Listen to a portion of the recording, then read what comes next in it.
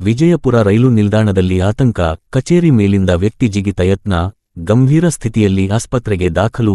ನಮಸ್ಕಾರ ವೀಕ್ಷಕರೇ, ನೀವು ನೋಡುತ್ತಿರುವುದು ದಿವ್ಯ ಕರ್ನಾಟಕ ಸುದ್ದಿ ಮಾಧ್ಯಮ.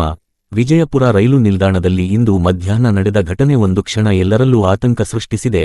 ರೈಲ್ವೆ ಹಿರಿಯ ವಿಭಾಗೀಯ ಅಭಿಯಂತರರ ಕಾರ್ಯಾಲಯದ ಮೇಲಿಂದ ಅಪರಿಚಿತ ವ್ಯಕ್ತಿಯೊಬ್ಬರು ಜಿಗಿತಕ್ಕೆ ಯತ್ನಿಸಿದ ಘಟನೆ ಸಂಭವಿಸಿದೆ.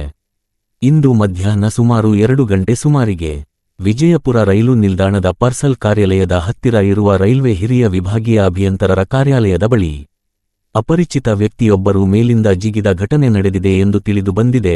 ಘಟನೆಯ ನಂತರ ಸ್ಥಳದಲ್ಲಿ ಆತಂಕದ ವಾತಾವರಣ ನಿರ್ಮಾಣವಾಗಿದ್ದು, ಗಂಭೀರವಾಗಿ ಗಾಯಗೊಂಡಿದ್ದ ವ್ಯಕ್ತಿ ಸ್ಥಳದಲ್ಲೇ ಬಿದ್ದಿರುವುದನ್ನು ಗಮನಿಸಿದ ಸಾರ್ವಜನಿಕರು ತಕ್ಷಣ ನೆರವಿಗೆ ಧಾವಿಸಿದರು.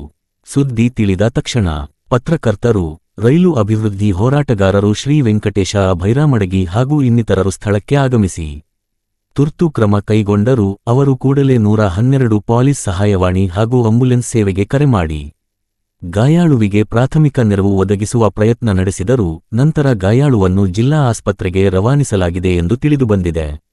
ಘಟನೆಯ ಕುರಿತು ಹೆಚ್ಚಿನ ಮಾಹಿತಿ ಇನ್ನೂ ಲಭ್ಯವಾಗಬೇಕಿದ್ದು, ವ್ಯಕ್ತಿಯ ಗುರುತು, ಹಿನ್ನೆಲೆ ಹಾಗೂ ಘಟನೆಗೆ ಕಾರಣವೇನು ಎಂಬುದರ ಕುರಿತು ಪೊಲೀಸರು ಮತ್ತು ಸಂಬಂಧಪಟ್ಟ ಅಧಿಕಾರಿಗಳು ತನಿಖೆ ಮುಂದುವರೆಸಿದ್ದಾರೆ.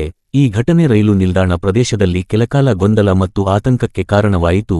ಈ ಘಟನೆಗೆ ಸಂಬಂಧಿಸಿದಂತೆ ಇನ್ನಷ್ಟು ಅಧಿಕೃತ ಮಾಹಿತಿ ಹೊರಬಂದ ತಕ್ಷಣ ನಾವು ನಿಮಗೆ ತಲುಪಿಸುತ್ತೇವೆ.